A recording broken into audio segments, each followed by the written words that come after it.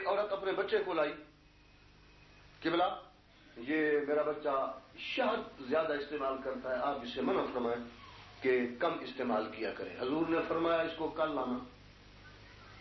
چاہتے تو فرما سکتے تھے کہ بیٹا ماں کو حکم منع کرو، لیکن فرمایا کل لانا۔ دوسری دفعہ پیش کرنے سے جب دوسری دفعہ وہ ماں اپنے بچے کو لائی تو آپ نے فرمایا بیٹے ماں کی اطاعت کرو اور شہد کا استعمال کم کر دو یا چھوڑ دو۔ اس نے عرض کی کہ آقا آپ کا فرمان سر و چشم، میں آئندہ یہ نہیں کروں گا۔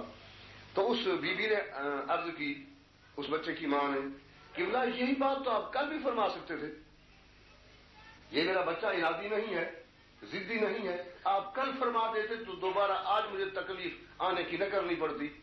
آپ نے فرمایا کل میں نہیں کہہ سکتا تھا اس لیے کہ تمہارے آنے سے پہلے میں خود شہد استعمال کر چکا تھا، اور محمد کو شرم آتی ہے کہ جو بات خود کرے دوسرے کو روکے کیوں؟